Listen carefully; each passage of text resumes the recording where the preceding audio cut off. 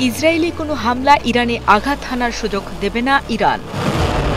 তেল আবিবের চালানো হামলা প্রতিরোধ করতে ২৩ জুন রাতেই ইরান তার আকাশ প্রতিরক্ষা ব্যবস্থা সচল করেছে, যা রুখে দিচ্ছে ইসরায়েল থেকে আসা ক্ষেপণাস্ত্রগুলো।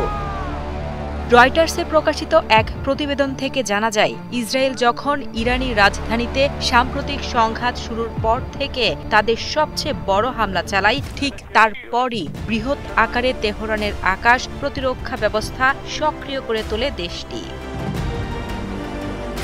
ইসরায়েল ডিফেন্স ফোর্সেস IDF এর একজন মুখপাত্র এক বিবৃতিতে জানিয়েছিলেন যে ইসরায়েলি সেনারা ইরানের Islamic Revolutionary Guard Corps IRGC এর থারাল্লা ঘাঁটি লক্ষ্য করে হামলা চালিয়েছে। এই ঘাঁটি মূলত তেহরানের প্রতিরক্ষার দায়িত্বে রয়েছে। এছাড়াও ইরানের বাজিশ মিলিশিয়াদের সদর দফতরও তাদের আক্রমণের লক্ষ্য ছিল।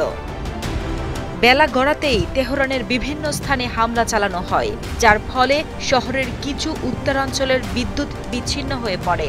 ইসরায়েলিদের এই হামলায় ৫০টি যুদ্ধবিমান এবং ১০০টিরও বেশি যুদ্ধাস্ত্র ব্যবহার করা হয়েছিল বলে IDF জানায়।